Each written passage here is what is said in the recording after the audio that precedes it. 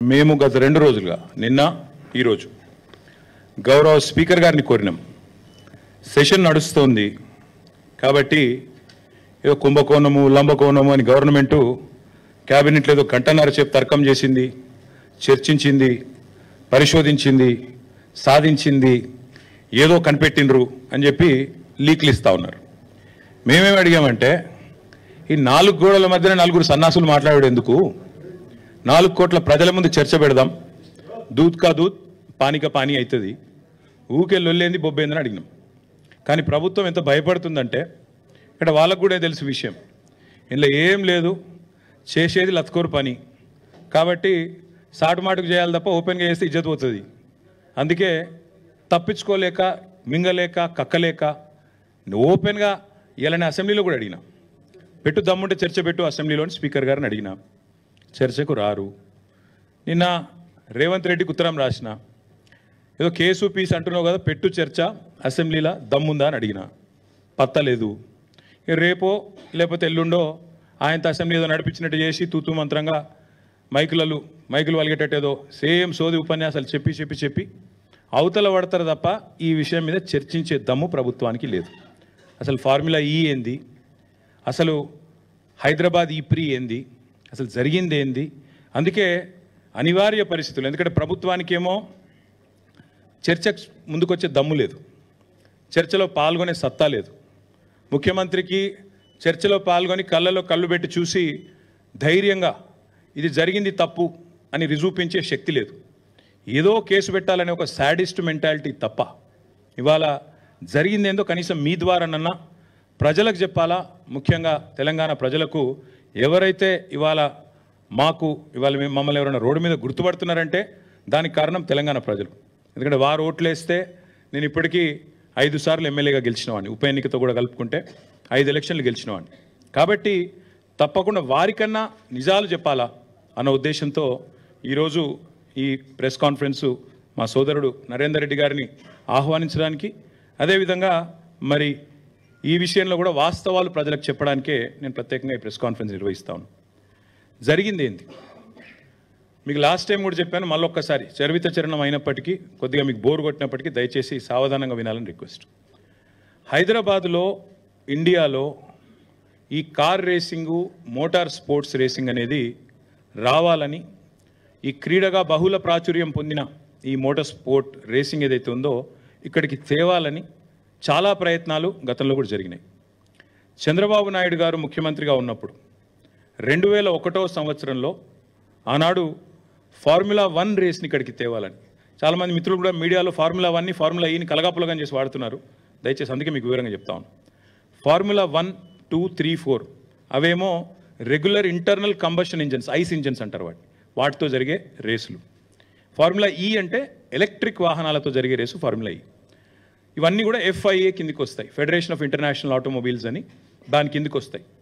ఎట్లయితే క్రికెట్లో మనకు BCCI, ICC 2 ఉంటాయి. BCCI అంటే Bharat cricket board of cricket control India, ICC అంటే ఇంటర్నేషనల్ క్రికెట్ కౌన్సిల్. అట్లాగే ఇందులో కూడా 2 అసోసియేషన్స్ ఉన్నాయి. ఒకటి FMSCI, federation of motor sports clubs India, same BCCI మాదిరిగా ఇండియాలో ఒకటి ఉంది. అదే మాదిరిగా మళ్ళీ ఇంటర్నేషనల్గా FIA, ఫెడరేషన్ ఇంటర్నేషనల్ ఆటోమొబైల్. ఆ FIA అనేది ఎపెక్స్ బాడీ, దాని కిందనే F1, F2, F3, F4, FE అంటే ఫార్ములా ఈ. ఈ రేస్లన్నీ కూడా వాళ్ళ కిందనే నడుస్తాయి. ఎప్పుడైతే చంద్రబాబు నాయుడు గారు 2001, 2, 3 ఆ ప్రాంతంలో ఈ బర్నీ ఎకెల్స్టోన్ అని ఆయన ఫార్ములా 1 యొక్క CEO ఆయనని కలిసి మీరు హైదరాబాద్కి రండి, మీరు ఇక్కడ రేస్ పెట్టడానికి కావాల్సిన ఏర్పాట్లు నేను చేస్తాను ప్రభుత్వ పరంగా అని ప్రయత్నం ప్రారంభించారు. కానీ దురదృష్టం ఆ ప్రయత్నం ఫలవంతం కాలేదు, ఫర్ వాట్ ఎవర్ రీజన్. అప్పటికి చంద్రబాబు నాయుడు గారు 2004లో ఓడిపోయారు, అది కూడా ఒక కారణం కావచ్చు. కానీ చంద్రబాబు నాయుడు గారు ఓడిపోక ముందే ఆయన ప్రభుత్వంలో ఉండంగానే ఇవాళ గోపన్పల్లి, మనకిప్పుడు ఫైనాన్షియల్ డిస్ట్రిక్ట్ పక్కనే ఉన్న ప్రాంతం గోపన్పల్లి, అక్కడ 580 ఎకరాల భూసేకరణకు నోటీసులు కూడా ఆనాడు ప్రభుత్వం ఇవ్వడం జరిగింది రెవెన్యూ డిపార్ట్మెంట్ ద్వారా. దేనికి? ఒక formula 1 race track, permanent track ఇండియాలో బిల్డ్ చేయాలి, దానికి హైదరాబాదే కేంద్రం కావాలి, అనే కోరికతో ఆనాడు చంద్రబాబు నాయుడు గారి ప్రభుత్వం ఒక బలమైన ప్రయత్నం చేసింది. దురదృష్టం వారి ప్రభుత్వం పోయింది. ఆ తర్వాత వచ్చిన కాంగ్రెస్ ప్రభుత్వం వాళ్ళు దాన్ని పట్టించుకోలేదు. అట్లే ఆ రైతులు కూడా ఎవరైతే ఆ గోపన్పల్లిలో భూసేకరణ నోటీసులు రిసీవ్ చేసుకున్న వాళ్ళు ఉన్నారో వారు అప్పటి నుంచి ఇప్పటివరకు న్యాయ పోరాటం చేస్తూనే ఉన్నారు. ఆ రైతుల్లో ఒక ఆయన రేవంత్ రెడ్డి కూడా ఉన్నాడు. ఈరోజు ముఖ్యమంత్రిగా ఉన్న రేవంత్ రెడ్డికి కూడా అక్కడ 15 ఎకరాల భూమి ఉంది. సో ఇప్పుడు నేను చెప్పే స్టోరీ అంతా రేవంత్ రెడ్డికి కూడా ఎరికే.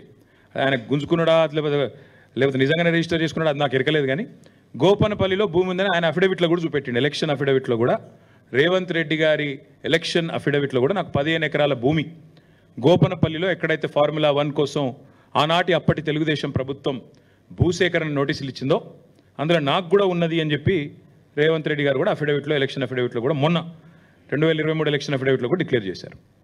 తదనంతరం ప్రయత్నాలు జరిగినాయి దేశంలో. ఈ F1 అనే రేసును తేవాలి. ఎందుకంటే చాలా విస్తృతమైన ప్రచారం కలిగిన బాగా పాపులర్ రేస్ F1. దాని చుట్టూ మర్చెండైజింగ్, దాని చుట్టూ కొన్ని సిటీల యొక్క గ్రోతే దాని చుట్టూ. మొనాకో అనే ఒక సిటీ ఉంటుంది, ఒక కంట్రీ కమ్ సిటీ. అది మొనాకోలో జరిగే గ్రాండ్ ప్రీ వరల్డ్ ఫేమస్. అక్కడ పెద్ద వాళ్ళు ప్రపంచంలో ఉండే బిలియనీర్లు అందరూ దిగుతారు. అసలు ఆ మొనాకో అనే సిటీ వెలుగులోకి వచ్చిందే ఈ ఫార్ములా 1 రేస్ వల్ల. అట్లా ఒక ఫార్ములా 1 రేస్ని ప్రపంచవ్యాప్తంగా ఒక అంచనా ప్రకారం 200 కోట్ల పైచిలకు మంది చూస్తారు.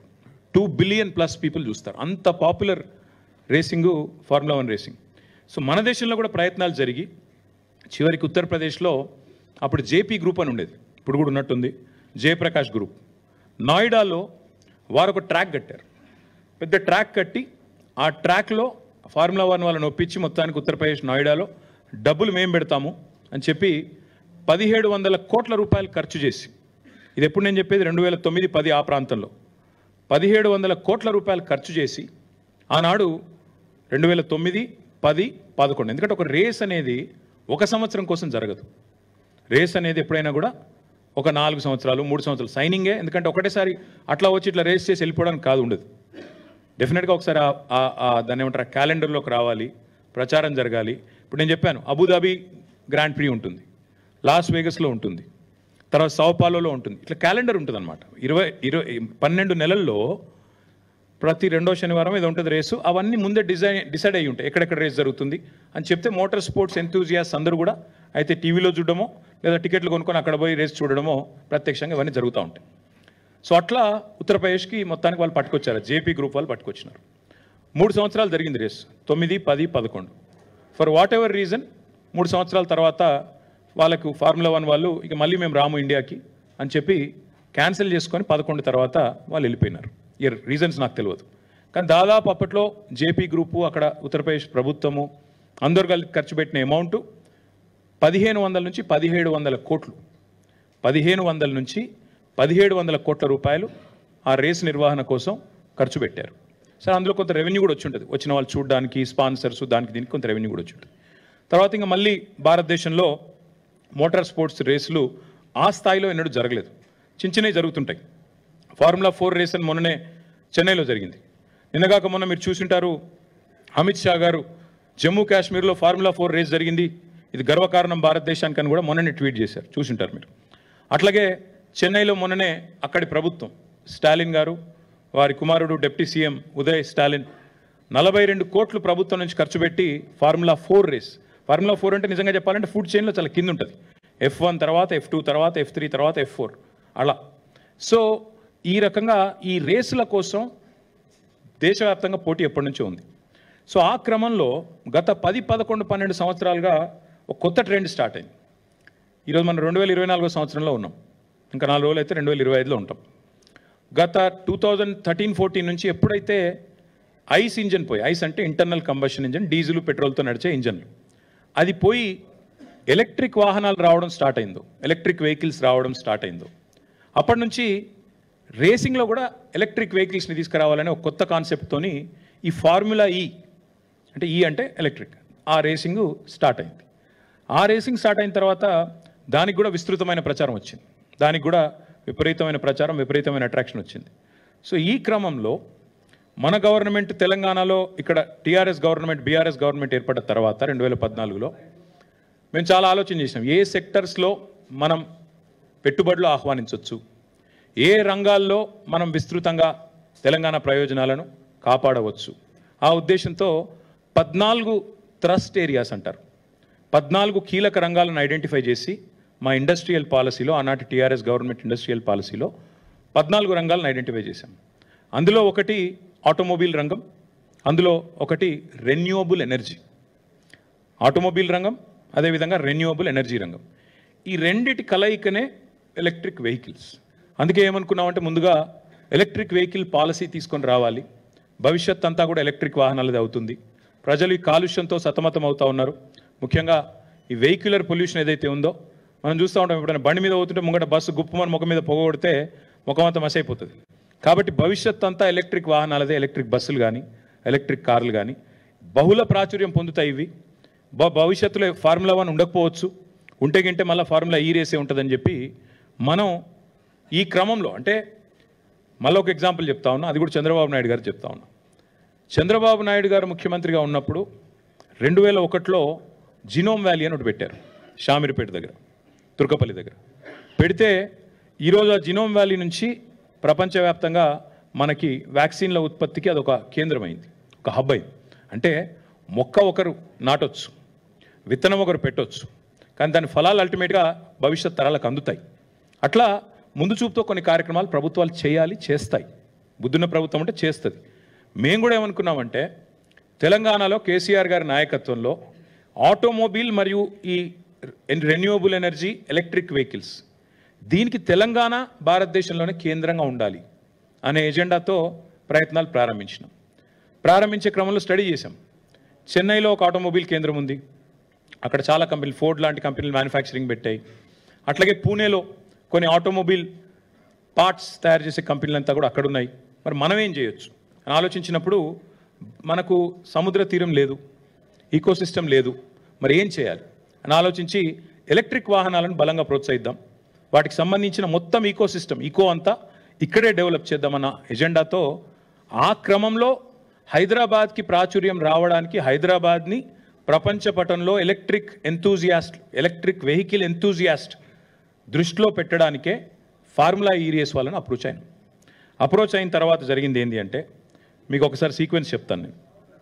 మనము వాళ్ళతోన అప్రోచ్ అయ్యి ఒక మొట్టమొదటి అగ్రిమెంట్ ఎప్పుడు సైన్ చేశామంటే 25 అక్టోబర్ 2022. ఇది వరుసగా 4 సీజన్స్ కోసం సైన్ చేశాం. ఇదేదో రేసు కోసమో, రేస్ నుండి వచ్చే గ్లామర్ కోసమో చేసింది కాదు. రేస్ చుట్టూ ఒక తెలంగాణ మొబిలిటీ వ్యాలీ అనేది ఏర్పాటు చేయాలి, జినోమ్ వ్యాలీ మాదిరిగా. అందులో ఇన్నోవేషన్ జరగాలి, రీసెర్చ్ జరగాలి, మ్యానుఫ్యాక్చరింగ్కి తెలంగాణ హబ్ కావాలి. ఎలక్ట్రిక్ వాహనాలకు భారతదేశంలో అడ్డా ఎక్కడుంది అంటే తెలంగాణ ఉంది అని ప్రపంచం మాట్లాడుకోవాలి. ఇది మా ఎజెండా. దానికోసమే ఇదంతా కూడా చేసినాం. చేసి మేము ఫార్ములా ఈ వాళ్ళతో సంప్రదించి వాళ్ళు రామన్నారు. ముందు మాకు ఇండియాలో ఫార్ములా 1 గతంలో చేదు అనుభవం ఉంది కాబట్టి మేము రాము, ఇండియాలో ఇన్ఫ్రాస్ట్రక్చర్ ఆ స్థాయిలో ఉందా అన్నారు. వారిని ఒప్పించడానికి చాలా ప్రయత్నాలు చేయాల్సి వచ్చింది. వారిని ఒప్పించడానికి, వారిని కలవడానికి చాలా తంటాలు పడి మొత్తానికి ఒప్పించినాం. సియోల్ లాంటి నగరాలతో పోటీపడి సాధించి హైదరాబాద్కి, అంటే ఇది భారతదేశం యొక్క ఈవెంట్, ఇది ఒక హైదరాబాద్ ఈవెంటో తెలంగాణ ఈవెంటో కాదు. Formula E was coming to India and incidentally we were able to get that to our state and our city Hyderabad. 25/10/2022 రోజు మనం మొట్టమొదటిసారి వారితో ఒక అగ్రిమెంట్లోకి ఎంటర్ అయ్యాం. Between municipal administration department from government of Telangana and వాళ్ళ వైపు నుంచి ఫార్ములా ఈ వాళ్ళు, అదేవిధంగా ఒక ప్రమోటర్. ఎందుకంటే ఈ రేస్ జరపాలి అన్నప్పుడు కొంత ఖర్చు అవుతుంది. ఖర్చు అవుతున్నప్పుడు ప్రైవేటు వ్యక్తుల్ని భాగస్వాములు చేసి వాళ్ళకు కూడా అడ్వర్టైజింగ్ రైట్స్ ఇచ్చి, ఎందుకంటే 50 కోట్ల మంది చూసే రేసు ఫార్ములా ఈ, కాబట్టి వారికి కూడా ప్రాచుర్యం కలిగే విధంగా, వారికి కూడా లాభం కలిగే విధంగా అడ్వర్టైజింగ్లో చేయాలని చెప్పి అట్లా ప్లాన్ చేసి మొత్తానికి ఏఎస్ జెన్ అనే ఒక కంపెనీ, గ్రీన్ కో అనే కంపెనీ ఉంటుంది, దాని సబ్సిడరీ, వాళ్ళతోన మనం అగ్రిమెంట్ చేసుకున్నాం. మొత్తం అన్ని క్లియర్గా రాసుకున్నాం. అగ్రిమెంట్లో ఏం హేరాఫేరీ లేదు, ఏం నాకు అగ్రిమెంట్ కాపీ కూడా ఉంది, ఇంత ఉంది, అది అందులో అన్నీ ఉన్నాయి. ఒకవేళ గొడవ అయితే ఎడుకోవాలి, ఏ కోర్టుకోవాలి, ఏ ఆర్బిట్రేటర్ కోవాలి, అవన్నీ కూడా అలా రాసుకున్నాం. రాసుకొని ఇది 22 అక్టోబర్లో మనకు ఒప్పందం అయింది. 23 జనవరిలో 23 ఫిబ్రవరి 10 అప్పుడు రేస్ కూడా బ్రహ్మాండంగా కండక్ట్ చేశాం. ఒక రేస్ అంటే కేవలం ఆ ఒక్కరోజు కోసం జరిగిన రేస్ కాదు. దాని చుట్టూ ఆ వారం అంతా కూడా మొబిలిటీ వీక్ అని సెలబ్రేట్ చేశాం. అందులో ఇన్వెస్ట్మెంట్లు అనౌన్స్ చేశాం. హ్యుండై 1400 కోట్లు, అమర్ రాజా బ్యాటరీస్ 9500 కోట్లు, ఇంకా చాలా ఇప్పుడు నాకు గుర్తులేవు కానీ చాలా ఎలక్ట్రిక్ కంపెనీలు వచ్చినాయి. ఆనంద్ మహీంద్రా గారు వచ్చారు. Mahindra racing was a part of it. Anand Mahindra గారు కూడా చాలా గర్వంగా చాలా గొప్పగా ట్వీట్ చేసినారు, అసలు అద్భుతమైన రేసు మనం ఇక్కడ జరగడం అనేది మనందరికీ ఆనందదాయకం అని. చాలామంది పెద్దలు కూడా వచ్చినారు. ఇది కేంద్ర మంత్రి కిషన్ రెడ్డి గారు రేస్కి వచ్చి ఆయన మాట్లాడిన మాట మన ఒక స్థానిక తెలుగు ఛానల్తో పూర్తిగా కేంద్ర ప్రభుత్వ సహకారంతో ఈ రేస్ జరుగుతోంది అని కొంత క్రెడిట్ కొట్టేసే ప్రయత్నం కూడా చేశారు. ఏ పాత్ర లేదు, మను లేదు, కానీ కొంత క్రెడిట్ కొట్టేసే ప్రయత్నం కూడా చేశారు. అనురాగ్ ఠాకూర్ గారు ఆయన వచ్చినాడు. ఆయన కూడా వచ్చి ప్రైజులు కూడా ఇచ్చారు. ఆయన ఇది అనురాగ్ ఠాకూర్ గారు, అప్పుడు ఆయన కేంద్ర క్రీడల శాఖ మంత్రి. ఇక ఆనంద్ మహీంద్రా గారు, ఇప్పుడే నేను చెప్పాను Mahindra racing was a part of it. Mahindra group Anand Mahindra గారు చైర్మన్ అండ్ CEO వారు కూడా వచ్చారు. వారి రేసింగ్ టీం కూడా పాల్గొన్నది. వారితో పాటు ఇంకా చాలామంది ప్రముఖ నటులు, చాలామంది పెద్ద పెద్ద వాళ్ళు, పాపులర్ పర్సన్స్ చాలామంది వచ్చారు. సచిన్ తెందుల్కర్ గారు, అదేవిధంగా వారితో పాటు చాలామంది స్పోర్టింగ్ లెజెండ్స్ కూడా వారితో పాటు బాంబే నుంచి ఇతర ప్రాంతాల నుంచి వచ్చారు. అదేవిధంగా ఇక ప్రపంచవ్యాప్తంగా వీళ్ళంతా పాపులర్ డ్రైవర్స్, చాలా చాలా సూపర్ స్టార్లు. ఇప్పుడు మనకు అర్థం కాదు ఈ స్పోర్ట్, కానీ అర్థమైన వాళ్ళకి తెలుస్తుంది. ఇప్పుడు మనకి ఇక్కడ రామ్ చరణ్లు, షారుఖ్ ఖాన్లు ఎట్లనో అక్కడ వాళ్ళకు కూడా ఆ స్పోర్ట్ తెలిసిన వాళ్ళకి, ఆ క్రీడ తెలిసిన వాళ్ళకి వీళ్ళందరూ సూపర్ స్టార్లు. అదేవిధంగా చాలామంది యాక్టర్లు, రాజకీయ దిగ్గజాలు, మన ఇంకా చంద్రబాబు నాయుడు గారి డాటర్ ఇన్ లా బ్రాహ్మణి గారు, ఇంకా చాలామంది హైదరాబాద్లోని హూ ఇస్ హూ అందరు కూడా అటెండ్ అయ్యారు ఈ ఈవెంట్ మొత్తం కూడా ఫిబ్రవరి 23లో. అయితే ఈ రేసును ప్రమోట్ చేయడానికి మేము ఏ ఎఫర్ట్ కూడా వదిలిపెట్టలేదు. ఇది బాంబేలో గేట్వే ఆఫ్ ఇండియా కాడ ఆ రేస్ కార్ను డిస్ప్లే చేస్తూ దీనికి పబ్లిసిటీ ఇవ్వడానికి, బాంబే నుంచి కూడా విజిటర్స్ని అట్రాక్ట్ చేయడానికి అక్కడ పెడితే మహారాష్ట్ర ముఖ్యమంత్రి ఏక్నాథ్ షిండే, అప్పుడు కేంద్ర ఉపరితల రవాణా శాఖ మంత్రి నితిన్ గడ్కరీ గారు, వారందరూ కూడా వచ్చి ఈ రేస్ మా దగ్గర పెట్టాలి బాంబేలా, మీరు ఎట్లా కొట్టుకుపోయినరు అని ఆ రోజు వాళ్ళతో మైక్లనే లొల్లి కూడా పెట్టుకున్నారు. నెక్స్ట్ ఇయర్ మా దగ్గర పెట్టాలని చెప్పి కూడా అడిగారు. దాని తర్వాత ఢిల్లీలో హర్దీప్ సింగ్ పూరి గారు, క్రికెటర్స్ శిఖర్ ధావన్ గారు, యజువేంద్ర చాహల్ గారు, ఇంకా చాలామంది ఎంపీలు వచ్చారు, ఇతర రాష్ట్రాల మంత్రులు వచ్చినారు. ఇదంతా కూడా జరిగిన తర్వాత మనకు రేసు ఫిబ్రవరి 2023లో రేస్ జరిగింది. రేస్ జరిగిన తర్వాత దీనివల్ల అసలు హైదరాబాద్కి ఏం లాభమైంది? ఎందుకంటే అడుగుతారు కదా సహజంగా. ఆ రోజు మొదటి రేస్కి ప్రభుత్వం వైపు నుంచి మనం పెట్టిన ఖర్చు మొత్తం HMDA పెట్టింది. ఎందుకంటే HMDA యాక్ట్లో చాలా స్పష్టంగా ఉంది. HMDA చట్టంలో ఏం రాసింది అంటే, హైదరాబాద్లో జరిగే ఏ లీజర్ యాక్టివిటీ అయినా, ఏ రిక్రియేషన్ యాక్టివిటీ అయినా దాన్ని ప్రమోట్ చేయడానికి HMDAకి పూర్తి అధికారం ఉంది. HMDA యొక్క చైర్మన్ ముఖ్యమంత్రి గారు, HMDA యొక్క వైస్ చైర్మన్ మున్సిపల్ మంత్రిగా ఆ రోజు నేనున్నాను. కాబట్టి HMDA నుంచి ఒక 30-35 కోట్లు ఏదో ఖర్చు పెట్టినట్టు, నాకు ఎగ్జాక్ట్ నెంబర్ గుర్తులేదు, సబ్జెక్ట్ టు కరెక్షన్. 30-35 కోట్లు ఏదో ఖర్చు పెట్టాం. ఆ ప్రమోటర్ ఎవరైతే ఉండేనో, స్పాన్సర్ గ్రీన్కో, ఆయన దాదాపు 100-110 కోట్లు ఆయన ఖర్చు పెట్టారు. ఏం లాభం వచ్చింది మరి హైదరాబాద్కి అని చెప్పి మాకు ఫిబ్రవరిలో రేస్ అయిన తర్వాత, మాకు నిజానికి మేము చేయలేదు ఈ స్టడీ. కొత్త సిటీలో రేస్ అయిన తర్వాత ఏం జరిగింది అని చెప్పి నెల్సన్ అనే ఒక సంస్థ వాళ్ళు అధ్యయనం చేశారు. అధ్యయనం చేసి వాళ్ళు ఇచ్చిన రిపోర్ట్, ఇంత పెద్ద రిపోర్ట్ ఉంది, మీరు అందరికీ కూడా కాపీస్ ఇస్తాను, దయచేసి చూడండి. ఇది నా కవిత్వం కాదు, నెల్సన్ అనే సంస్థ ఇంటర్నేషనల్ ఏజెన్సీ. ఇదేదో హైదరాబాద్లో అమీర్పేటలోనో లేకపోతే ఢిల్లీలో CPలోనో ఉండేది కాదు. ఇది నిజంగా కూడా ఒక రెప్యూటెడ్ ఇంటర్నేషనల్ ఏజెన్సీ. వారు ఇచ్చిన రిపోర్ట్. వారు ఏం చెప్పారంటే, హైదరాబాద్ నగరానికి ఈ రేస్ వల్ల, ఫిబ్రవరి 23లో జరిగిన రేస్ వల్ల $82 మిలియన్ ఎకనామిక్ బెనిఫిట్ వచ్చింది నగరానికి. ఎట్లా వస్తుంది ఎకనామిక్ బెనిఫిట్ ఒక నగరానికి అంటే, ట్రావెలు, GST పేమెంట్స్, ఇండైరెక్ట్గా జరిగే ప్రచారము, 50 కంట్రీస్లో మనకు జరిగే మనకు లభించే విస్తృతమైన పబ్లిసిటీ, ఎన్నింటి వల్ల అల్టిమేట్గా మనకి బ్రహ్మాండంగా విస్తృతమైన ప్రచారం వచ్చింది, లాభం జరిగిందని చెప్పి ఈ నెల్సన్ అనే సంస్థ ఇచ్చిన అధ్యయన రిపోర్ట్. సో జరిగిన ఖర్చు మొత్తం కలిపి ప్రైవేట్ ఆయన పెట్టింది 100-110 కోట్లు, మన ప్రభుత్వం ఆనాడు HMDA రూపంలో పెట్టింది 35-40 కోట్లు, పెట్టిన ఖర్చు మొత్తం 150 కోట్లు అయితే $82 మిలియన్ లాభం జరిగింది అని చెప్పి నెల్సన్ రిపోర్ట్ చెప్పింది. అంటే అర్థం ఏంటి? $82 మిలియన్ అంటే ఈ రోజు లెక్క ప్రకారం తీసుకుంటే కూడా 700 కోట్లు. పెట్టింది 150 కోట్లు అయితే ప్రైవేట్ వాళ్ళు, గవర్నమెంట్ కలిపి వచ్చింది దాదాపు 550 కోట్లు, ఇంకా అదనంగా ఎకనామిక్ బెనిఫిట్ వచ్చింది, హైదరాబాద్కి పేరు వచ్చింది అనేది వాస్తవం.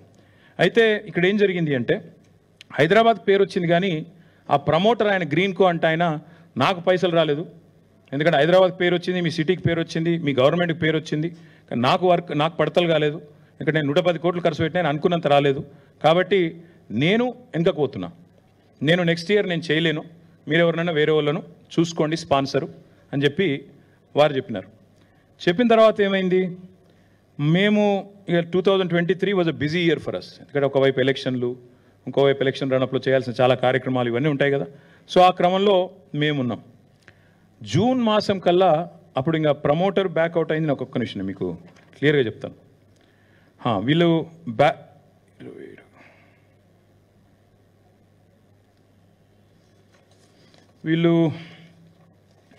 ఒక సెకండ్, మొత్తానికి గ్రీన్ కో వాళ్ళు బ్యాక్అవుట్ అయిపోయారు. బ్యాక్అవుట్ అయిపోయిన తర్వాత మనకి జూన్ మాసం, జూన్ జూలై ఆ టైంలో నాకు ఆనాటి మా సెక్రటరీ అరవింద్ కుమార్ గారు నా దగ్గరికి వచ్చారు. వచ్చి సార్ మరి నెక్స్ట్ ఇయర్ రేస్, ఎందుకంటే 4 సంవత్సరాలకు మనం సైన్ చేసాం అగ్రిమెంట్, మనం గవర్నమెంట్తో వాళ్ళ అగ్రిమెంట్ 4 సంవత్సరాలకు ఉంది, మరి ప్రమోటర్ బ్యాక్అవుట్ అయ్యాడు, ఎట్లా ఏం చేయమంటారు అన్నారు. నేనేం చెప్పానంటే ఈ రేసు, ఎందుకంటే నా ఉద్దేశం, నా మనసులో ఉన్నది చెప్తున్నాను మీకు. నా ఆలోచన ఏముండే అంటే అల్టిమేట్గా ఎలక్ట్రిక్ వెహికల్స్ తెలంగాణ హబ్ కావాలి అంటే మేము చాలా కాన్ఫిడెంట్గా ఉంటాం, మళ్ళీ గవర్నమెంట్ మనదే వస్తుంది తప్పకుండా. మనం 2వ సంవత్సరంలో కాకపోతే 3వ 4వ సంవత్సరంలో అల్టిమేట్గా ఎలాన్ మస్క్ లాంటి పట్టుకొని రావాలా, పట్టుకొచ్చి హైదరాబాద్ని తెలంగాణని షోకేస్ చేసి మనం టెస్లా కూడా అవసరమైతే భవిష్యత్తులో ఇక్కడికే వచ్చేటట్టు చేయాలి, ఎందుకంటే వాళ్ళకు కూడా ఇండియా ప్లాన్స్ ఉన్నాయి. ఈవెంట్ చుట్టూ అట్లా ప్రపంచం దృష్టిని ఆకర్షించాలనేది మా ప్రయత్నం. కాబట్టి ఆ రన్అప్లో నేనేం చెప్పానంటే జూన్ జూలైలో మరి వాళ్ళు అడుగుతున్నారు ప్రమోటర్ బ్యాక్అవుట్ అయ్యాడు ఏం చేయాలంటే, ఓ పని చేయండి, ప్రమోటర్ వెతుకుదాము, డోంట్ వరీ, ఆయన కాకపోతే ఇంకొక 2-3 ఎత్తుకుదాము, ఒకరు కాకపోతే 2-3 ఎత్తికి 100 కోట్లు కట్టాలి అంతే కదా, కడదాం, 100-110 కోట్లు పెద్ద ఇష్యూ కాదు, ఎత్తుకుదాం లేండి అని చెప్పి నేను ధైర్యం చెప్పాను. బ్యాడ్లకి ఏంటంటే మనకి మేము ఇక ఎలక్షన్ రన్అప్లో పడిపోయాం. నేను ఇక నా హడావుడిలో నేను తిరుగుతున్నాను. మా అరవింద్ కుమార్ గారు ప్రయత్నం చేసినారు కానీ దొరకట్లేదు. మాకు 3rd ఆగస్ట్ 2023 నాడు ఒక ఈమెయిల్ వచ్చింది. దిస్ ఇస్ ద ఈమెయిల్, చదివి వినిపిస్తాను. ఇది ఫార్ములా ఈ వాళ్ళ నుంచి నాకు ఒక ఈమెయిల్ నాకు రాశారు. Copy to Arvind Kumar, special chief secretary, minister నేను అన్నాడు. నాకేం రాశారంటే completion of contractual agreements between formula E race and Telangana government, ఇవన్నీ ఉన్నాయి. నేను ఏం రాస్తారంటే ఆయన, first of all having followed the recent news I'd like to send my admiration on how government of Telangana has navigated challenging situation etc. I'm reaching out to you as I feel compelled అంటూ ఆయన డబ్బులు మనం ఇంకా ప్రమోటర్ని ఎత్తుకలేకపోయాము, ఒక స్పాన్సర్ని ఎత్తుకలేకపోయాము, కాబట్టి ఇది 3 August అని చెప్పి నెక్స్ట్ ఇయర్ మీరు కనుక నెక్స్ట్ ఇయర్ క్యాలెండర్లో మీరు ఉండాలనుకుంటే ఆయన చెప్పింది ఏమంటే 16 ఆగస్ట్ లోపల మీరు దయచేసి మాకు చెప్పండి మీకు కావాలా వద్దా అని చెప్పి వారు ఇవన్నీ కూడా కాపీస్ మీకు ఇస్తాను. నా దగ్గర ఇలా దాచడానికి ఏం లేదు, మీకు అన్ని కాపీస్ ఇస్తాను, దయచేసి మీరు చూసుకోండి.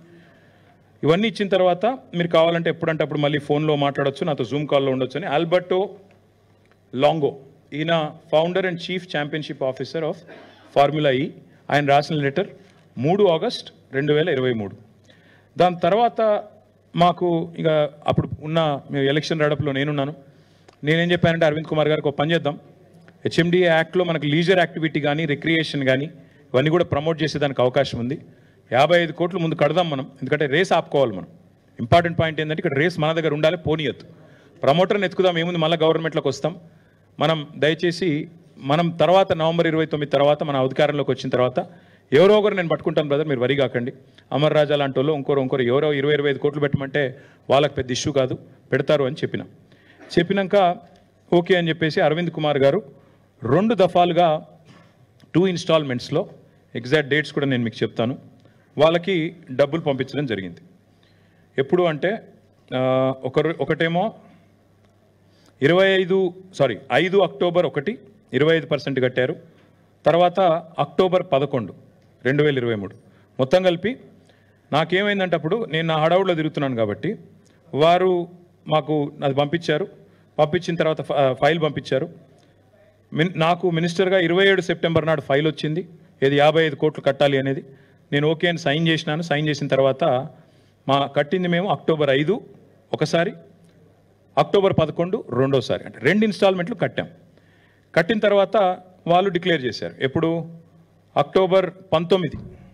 మేము అక్టోబర్ 5, 11 కట్టిన తర్వాత అక్టోబర్ 19 నాడు హైదరాబాద్ను క్యాలెండర్లో ఇంక్లూడ్ చేస్తూ నెక్స్ట్ సీజన్కి వాళ్ళు స్టేట్మెంట్ ఇచ్చారు. అంటే ఆ డబ్బులు కట్టడం వల్లనే రేసు మనకు మిగిలింది, లేకపోతే రేసు పోయేది, క్యాన్సిల్ అయ్యేది, మనం అబాస్ పాలయ్యేవాళ్ళం. అయితే ఇట్లాంటివి జరుగుతూ ఉంటాయి. ఇది ప్రపంచంలో ఇది మొదటిసారి కాదు, ఇదేం చివరిసారి కూడా కాబోదు. కానీ ప్రభుత్వాలు ఎట్లా దాన్ని హ్యాండిల్ చేస్తాయనే దాన్ని బట్టి వ్యవహారం ఉంటుంది. మాంట్రియాల్ అనే ఒక నగరం ఉంటుంది. మాంట్రియాల్ నగరంలో అక్కడ కూడా ఇదే జరిగింది. అక్కడ ఒక ఎలక్షన్ జరిగి ఒక మేయర్ ఓడిపోయి ఇంకో మేయర్ గెలిచిండు. గెలిచిన తర్వాత ఏమైంది? ఇట్లనే సేమ్ సిచ్యువేషన్ హైదరాబాద్లో ఎట్లయిందో అట్లే. ఏం జరిగింది అక్కడ అంటే మాంట్రియాల్లో ఇట్లే కాంట్రాక్ట్ ఉండే, అగ్రిమెంట్ ఉండే. ఆ కొత్త మేయర్ వచ్చిండు, ఇదేంది నాన్ సెన్స్ అని చెప్పేసి క్యాన్సిల్ చేసిండు. క్యాన్సిల్ చేసినాక వాళ్ళు కోర్టుకు పోయినారు, ఫార్ములా ఈ వాళ్ళు. కోర్టుకు పోయినాక ఫార్ములా ఈ సూస్ మాంట్రియాల్ సిటీ. తర్వాత ఏమైంది? అక్కడ సిటీ గవర్నమెంట్స్ ఉంటాయి, స్టేట్ గవర్నమెంట్ కంటే కూడా సిటీ గవర్నమెంట్లు, మేయర్లు పవర్ఫుల్. అల్టిమేట్గా సెటిల్ చేసుకున్నారు.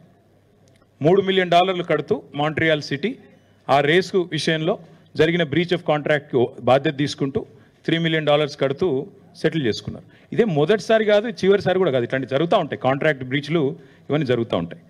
జరిగిన తర్వాత మనకి అల్టిమేట్గా మరి రేసు విషయంలో డబ్బులు కట్టాము, రేసు మనకు ఉంటుందని తెలిసిపోయింది. ఇది 27 అక్టోబర్ నాడు మనకి వాళ్ళు ఆ స్పాన్సర్ ఎవరైతే ఉన్నారో అప్పటిదాకా ఉండే ఫస్ట్ సీజన్లో ఆయన టర్మినేషన్ లెటర్ ఇచ్చేసిండు మనకు. ఇక నేను లేనిలా ఏస్జెన్ అంటే ఆయన, గ్రీన్ కో అంటే ఆయన, నాకు సంబంధం లేదుగా ఈ రేస్తోని, ఈసారి హెచ్ఎండిఏ కట్టింది డబ్బులు కాబట్టి మీరు చూసుకోండి అని ఆయన ఇచ్చిన లెటరు, ఈ కాపీ కూడా నేను మీకు ఇస్తాను. ఇక తర్వాత మిగతాది మీకు తెలుసు. 29 నవంబర్ నాడు ఎన్నిక జరిగింది. ఎన్నిక జరిగిన తర్వాత మేము ఓడిపోయాము. డిసెంబర్ 3 నాడు రిజల్ట్స్ వచ్చినాయి. కాంగ్రెస్ గవర్నమెంట్ డిసెంబర్ 7 నాడు వచ్చింది. డిసెంబర్ 7 నాడు కాంగ్రెస్ గవర్నమెంట్ వస్తే ఇక్కడ ఒక చాలా ఇంపార్టెంట్ విషయం మీకు చెప్పాలి. ఇప్పటి వరకు రేవంత్ రెడ్డి విషయం బయట మాట్లాడతలేడు, దానకిషోర్ గారు మాట్లాడతలేరు, గవర్నమెంట్ మాట్లాడతలేదు. ఈ ప్రమోటరు, ఈ చీఫ్, ఈయన ఫౌండర్ ఆఫ్ ఫార్ములా ఈ రేవంత్ రెడ్డిని వచ్చి కలిసిండు. ఇప్పటివరకు ఇది పేపర్లో లేదు, ఎక్కడ లేదు, ఫోటో చెప్తలేదు గవర్నమెంట్. ఇది 13 డిసెంబర్, అంటే వీళ్ళు గవర్నమెంట్కి వచ్చింది 7 డిసెంబర్ అయితే 13 డిసెంబర్ నాడు ఆయన వచ్చి రేవంత్ రెడ్డిని కలిసిండు. కలిసి తర్వాత ఏం జరిగింది అంటే this is exactly on 13th December. Revanth Reddy గారు చాలా పాజిటివ్గా స్పందించారంట, అది నాకు తెలియదు, స్పందించారంట. స్పందించి నా తర్వాత కరెక్ట్గా 13 నాడు రేవంత్ రెడ్డిని కలిశారు. ఇక్కడ నుంచి ఇంపార్టెంట్ ఈవెంట్ స్టార్ట్. ఇది 19 నాడు ఎవరైతే రేవంత్ రెడ్డిని కలిసిండో ఆల్బర్టో, ఆయన co founder and chief championship officer, ఆయన కూడా, ఈ దానకిషోర్ గారు కూడా మీటింగ్లో ఉన్నారు. ఆల్బర్టో రేవంత్ రెడ్డి గారిని కలిసినప్పుడు దానకిషోర్ గారు కూడా ఆ మీటింగ్లో ఉన్నారు, ఫోటోలో లేరు, మీటింగ్లో ఉన్నారు. ఇది దానకిషోర్ గారికి ఆల్బర్టో 19 డిసెంబర్ నాడు రాసిన లేఖ, ఈమెయిల్. ఏం రాశారంటే, dear mister Dana Kishore, I trust this letter finds you well. On behalf of formula E operations, మీకు కంగ్రాచులేషన్స్, ఇప్పుడు కొత్తగా మీరు ప్రిన్సిపల్ సెక్రటరీ అయ్యారు అని చెప్తూ, we are writing to you with great enthusiasm regarding our ongoing partnership and agreement in place for hosting formula E race in the city of Hyderabad for the next 3 years. వచ్చే 3 సంవత్సరాల కోసం కూడా ఫార్ములా ఈ రేస్ ఇక్కడ నిర్వహించాలనే తాపత్రయంతో నేను మీకు రాస్తున్నాను. We value the collaborative spirit that has defined our relationship thus far and look forward to building on the lasting positive impact which 2023 Hyderabad E-Prix has created. ఇక inaugural edition 31,000 మంది వచ్చారు, దాదాపు 190 కంట్రీస్లో చాలామంది చూశారు అని చెప్తూ, నెల్సన్ అనే సంస్థ $83 మిలియన్, ఇదంతా కూడా మీకు ఇస్తాను, మీకు అన్ని కూడా షేర్ చేస్తాను, మీరు చూసుకోవచ్చు. $83 మిలియన్ లాభం జరిగిందని చెప్పి రాశారు అని రాస్తూ, ఇక్కడ నుంచి important. Following my encouraging personal meeting with Chief Minister Revanth Reddy last Wednesday in Hyderabad, we kindly request written confirmation that newly elected government will progress with the existing agreement between Formula E operations and the MA and UD department. As part of the confirmation to the event, I'd also like to request your commitment to an operational delivery plan of the event. And JP Formula E event director, with whom you had fruitful conversation earlier, will be in touch with you. And చెప్తూ డీటెయిల్డ్గా email రాసి ఆయన ఏమంటారంటే, ఇందులో చాలా important line ఏంటంటే, I fully appreciate the short preparation time to familiarize yourself with Formula E project, yet I am requested జర ఆగురి భయ్. I am required to request the receipt of a letter of confirmation of the event commitment by no later than 21st December 2023, close of business India time. 13 రోజు 13 రోజు ముఖ్యమంత్రిని కలిసిండు, 19 రోజు email చేసిండు ఆయనకి, దానకిషోర్కి. ఇది ఏది కూడా ఇప్పటివరకు గవర్నమెంట్ బయట చెప్పట్లేదు. ఈ గవర్నమెంట్ ఎట్లా చెప్తుందంటే అసలు ఏం జరగనే లేదు, ఉత్తరం అయిపోయింది, ఏదో దోపిడీ జరిగిపోయింది అన్నట్టు మాట్లాడుతున్నారు. 19 రోజు ఉత్తరం రాశారు, రాసి క్లియర్గా అడిగినారు, ఇది మీరు మరి చేస్తారా రేసు, మీరు ఎంకరేజింగ్ ఉండే రేవంత్ రెడ్డి గారితో మీటింగు, కానీ మరి చేస్తారా లేదా మరి చెప్పగలరు, 21 డిసెంబర్ ఈవినింగ్ కల్లా చెప్పాలి మీరు, ఎందుకంటే లేకపోతే మాకుండే రూల్స్ మాకున్నాయి, మాకుండే ఇబ్బందులు మాకున్నాయి అని చెప్పారు. చెప్పిన తర్వాత దానకిషోర్ గారు మరి సమాధానం ఇచ్చారో లేదో నాకు తెలియదు. This is the letter again by the legal director of formula ఈ ఆన్ 22nd డిసెంబర్. 21st కల్లా చెప్పమన్నారు, వీళ్ళు చెప్పినో లేదో నాకు తెలియదు. 22nd నాడు వాళ్ళ లీగల్ డైరెక్టర్ ఫార్ములా ఈ వాళ్ళ లీగల్ డైరెక్టర్ దానకిషోర్ గారికి ఉత్తరం రాసిండ్రు. ఏమని? This letter is sent, basically terminate చేస్తున్నాం,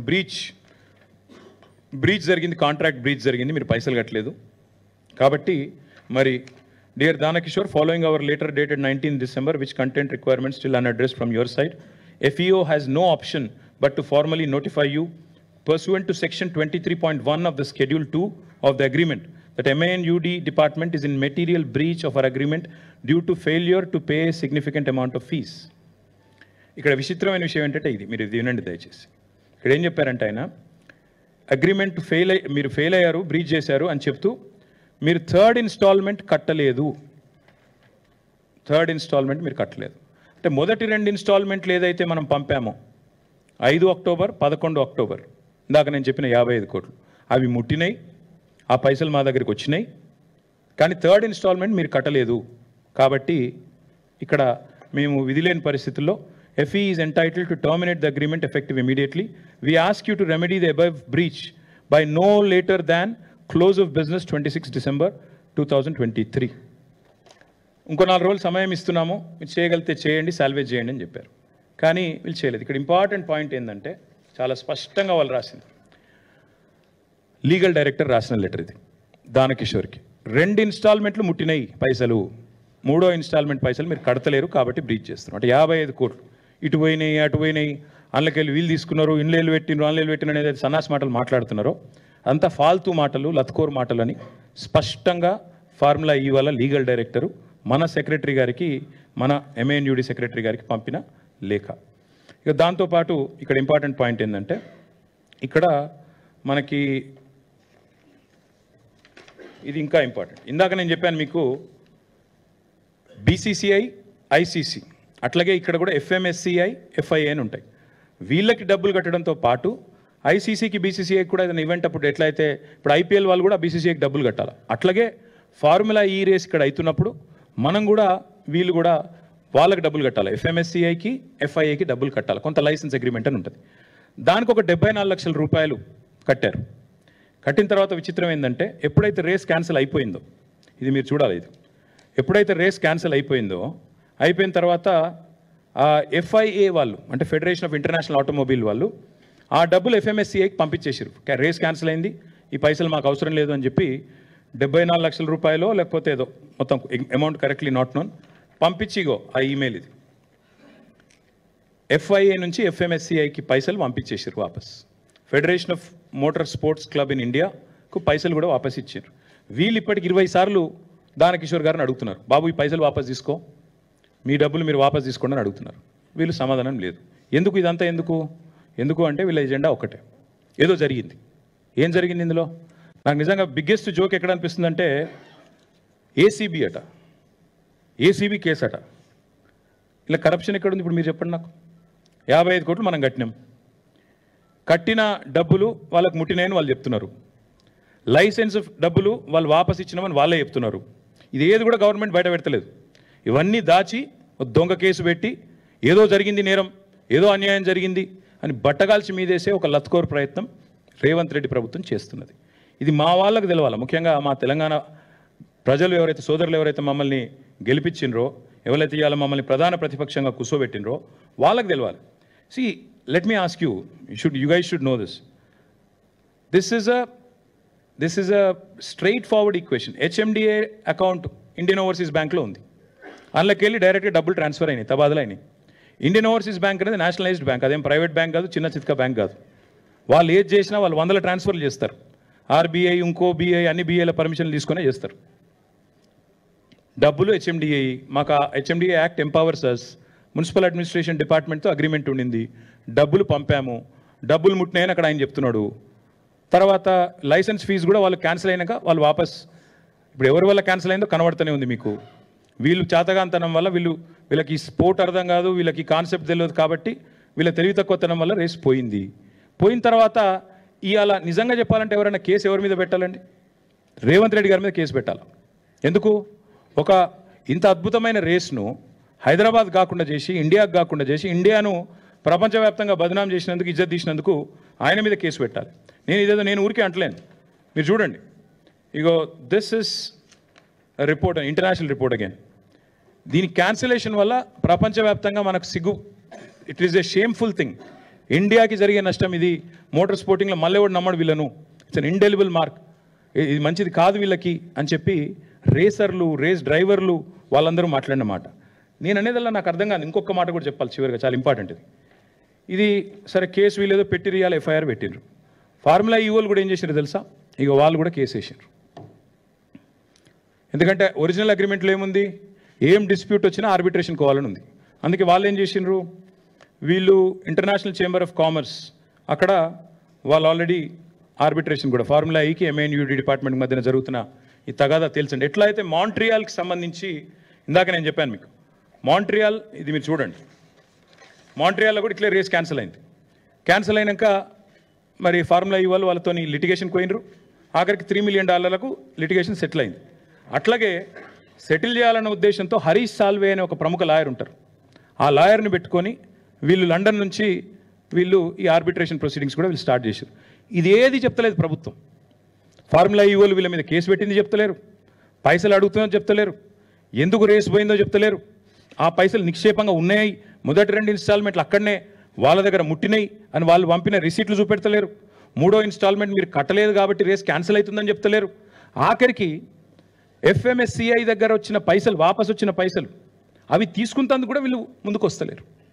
this is the fact of the matter. ఇందులో ఇప్పుడు కరప్షన్ ఎక్కడుంది, కాకరకాయ ఎక్కడుంది, కేసు ఎక్కడిది, మన్ను ఎక్కడిది, నాకైతే అర్థమవుతలేదు.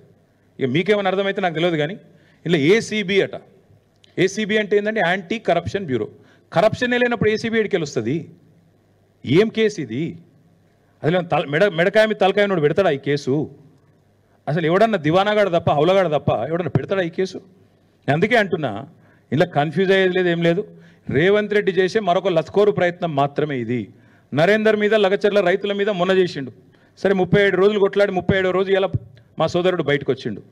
మా మీద కూడా కేసులు పెట్టి సతాయిస్తా అనుకుంటే నేను ఒకటే చెప్తున్నా రేవంత్ రెడ్డికి, మేము ఒక ఉద్యమ నాయకుడి బిడ్డలం, ఉద్యమ నాయకుడి సైనికులం.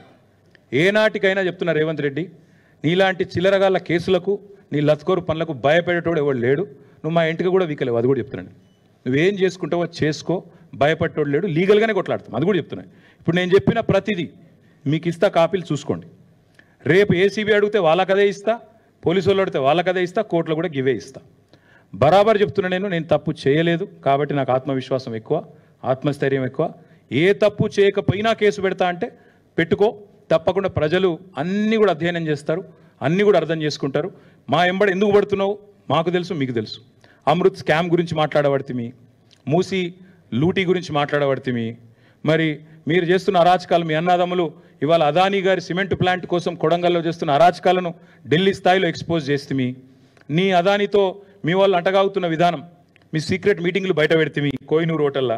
ఇవన్నీ చూసినాక సహజంగానే నీకు కొంత కడుపుమంట ఉంటుంది, మేము అర్థం చేసుకోగలుగుతా నీ బాధ. కానీ ఇక్కడ భయపడేటోడు ఎవడు లేడు. నువ్వేం చేసుకుంటావో చేసుకో, తప్పకుండా నేను అడుగుతా ఉన్నా. ఇవన్నీ నేను చూపెట్టిన అన్నీ కూడా these are all subject to scrutiny. మీరు you can scrutinize all of these, you can reach out to Formula E. మీరు ఎవరెవరిని కలవదలుచుకుంటే, ఎవరెవరిని అడగదలుచుకుంటే వారిని అడగండి.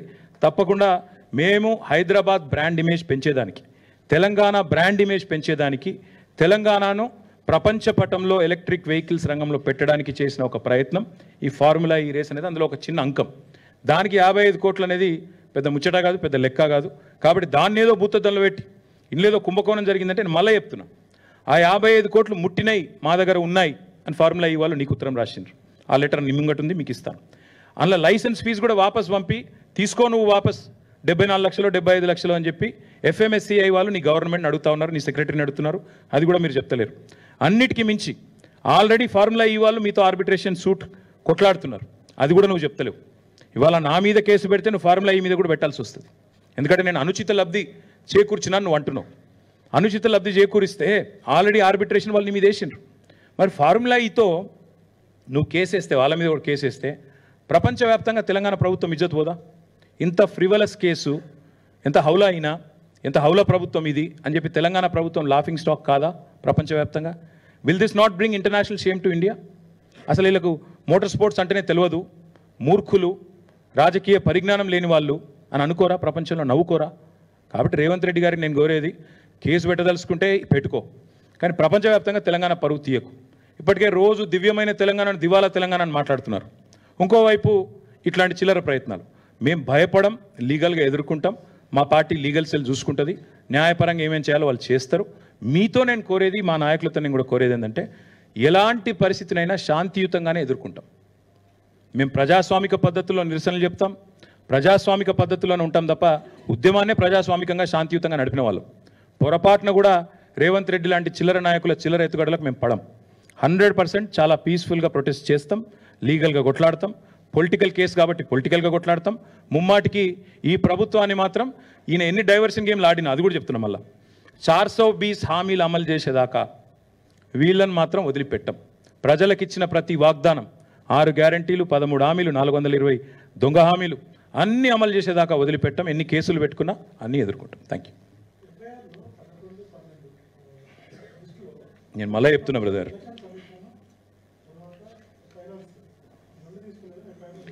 బ్రదర్, ఎఫ్ఐఆర్ సంగతి లీగల్గా చూసుకుంటాం. నేను నీ కేసు గురించి చెప్పిన, అసలు ఏసీబీ కేసు పెట్టే అర్హత లేదని నేను అంటున్నా. కరప్షనే లేకపోతే యాంటీ కరప్షన్ ఎక్కడదా? ఎఫ్ఐఆర్ ఎక్కడిది? ఖచ్చితంగా ఏం చేయాలో లీగల్గా చూసుకుంటాం. ఇక ఎఫ్ఐఆర్లో తుపాతులు, నేను లాయర్ కాదు. అదే చెప్తున్నా బ్రదర్, ఈ లీకు వీరులు, ఒకప్పుడు గ్రీకు వీరుడు అని ఒక పాట ఉండేది, అట్లా ఇప్పుడు రేవంత్ రెడ్డి అంటే ఆయన లీకు వీరుడు. సీదా అసెంబ్లీలో మాట్లాడదాం రారాబాయ్ అంటే రాడు. ఒక మంత్రికి దమ్ము లేదు, దద్దమ్మలంతా మాట్లాడమని. రేపు ఉండగా అసెంబ్లీ పెట్టమను. ఇప్పుడు నేను చెప్పింది తప్పు అయితే రేపు అసెంబ్లీలో చర్చ పెట్టమను. అంతపాటి సిపాయిలు అయితే, నిజంగానే నేను చెప్పింది తప్పు అయితే రేపు అసెంబ్లీ ఉంది కదా, పెట్టమను. అసెంబ్లీలో చర్చ పెట్టమను. వీళ్ళందరికీ ఇప్పుడు నేను వాస్తవాలు చూపెడతాను, వాళ్ళ వాస్తవాలు ఏందో వాళ్ళు చెప్పండి. ఇప్పుడు ఆడ 4 గోడల మధ్యలో మాట్లాడు ఎందుకండి? 4 కోట్ల మంది ప్రజల ముందు మాట్లాడదాం. ఏం స్కామ్, మన స్కామ్ మాట్లాడదాం. బ్రదర్ నేను మళ్ళీ చెప్తున్నా, మనం సగం కట్టినాం వాళ్ళకు, 55 కోట్లు ఏదో కట్టినాం, 55 ఎంతనో కట్టినాం. నాకు సరిగ్గా యాదకి లేదు, సంవత్సరం కింద ముచ్చట. ఇక లాస్ట్ 1 ఇయర్ అంతా కొట్లాటనే కదా, మీరే చూస్తారు కదా. సరిగ్గా పేపర్లు అన్నీ ఉన్నాయి కదా, పేపర్లు అన్నీ ఉన్నాయి, కాగితాలు అన్నీ ఉన్నాయి, పైసలు ఎన్ని పోయినాయి, ఎన్ని ఆడ ముట్టినాయి, లెక్కపత్రం ఒక్కొక్క అనా పైసతో సహా ఉంటుంది. ఎట్లా పోతుంది? మిగతాది ఇంకా కట్టాలి అన్నారు. 50% కట్టిరు, 50% కట్టాలన్నారు. ఆ లెక్క ప్రకారం మేబీ అనదర్ 50-55 crores ఉండొచ్చు.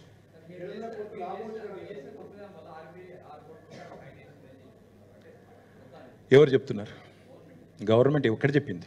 ఒక్క మంత్రి అయినా కెమెరా ముంగటికి వచ్చి మాట్లాడినా అంతా లీకు వీరులు, 6 కూర్చొని 7 కూర్చొని లీకులు ఇచ్చిన ఒక్కనన్నా రమ్మని ముంగటికి. రేపు చర్చ పెట్టమని రాదు. నేనేమంటున్నా, మళ్ళీ అడుగుతున్నా, రేపు అసెంబ్లీలో చర్చ పెట్టు, ముఖ్యమంత్రిని మాట్లాడమని దమ్ముంటే. నిజంగా అంతా నేను తప్పు చేసింటే నేను మాట్లాడతా, అసెంబ్లీలో నేను మాట్లాడతా, నేను మెంబర్ని. రేపు అసెంబ్లీ ఉంది, సస్పెండ్ చేయి, మిగతా బిజినెస్ సస్పెండ్ చేసి పెట్టు. నేను వద్దంటున్నా. రేపు అర్ధరాత్రి 12 దాకా నడిపి, లేదా ఎల్లుండి నడిపి, నిన్ను ఓడిగొట్టి, లేదా 15 రోజులు పొడిగించు. మొదలు 10 రోజులు అవసరమైతే అన్ని ప్రజా సమస్యలు కూలంకషంగా మాట్లాడదాం. రైతు భరోసా, 6 గ్యారంటీలు అన్నీ మాట్లాడదాం. లాస్ట్ 5 రోజులు నీ ఇష్టం. ఒకరోజు ఇది పెట్టు, ఫార్ములా ఇవి పెట్టు, ఇంకో రోజు లగచర్ల పెట్టు, ఇంకో రోజు ఫోన్ ట్యాపింగ్ అంటున్నావు అది పెట్టు, నీ ఇష్టం అనేది పెట్టు. నిన్ను ఎవడు ఆపిండు? పెట్టు, వీఆర్ రెడీ.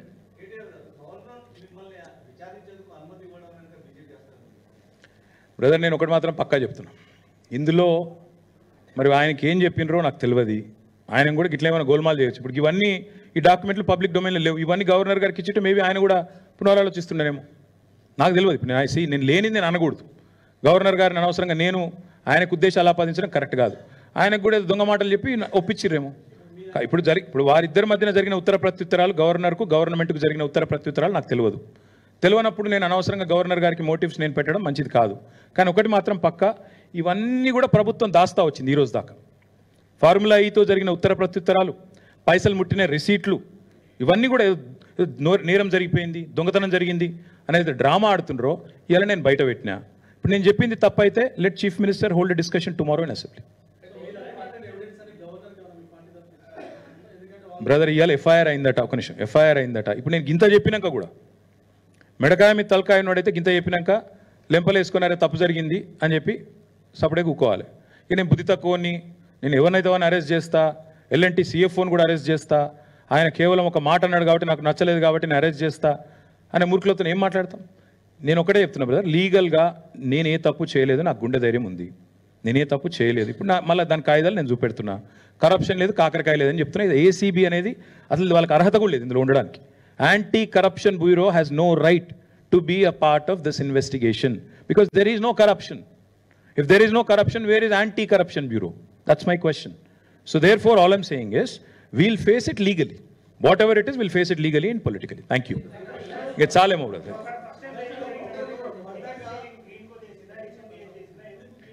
ఇంకా చాలా ఉన్నది కథ. ఇప్పుడు ఎందుకు ఇంత చెప్పినా కదా మళ్ళీ మేము ఇట్లే మూవ్ అవుతాం, వాళ్ళు అట్లా మూవ్ అవుతారు, మేము ఇట్లా మూవ్ అవుతాం. దమ్ముంటే చేతనైతే రేవంత్ రెడ్డి అనేటోడు మొగోడైతే ముందు ఓఆర్ఆర్ ఫస్ట్ ఆ టెండర్ క్యాన్సిల్ చేయమనండి, ఫస్ట్ అది క్యాన్సిల్ చేయమనండి, ఆ తర్వాత విచారణ చేయమనండి. రేవంత్ రెడ్డి మొగోడైతే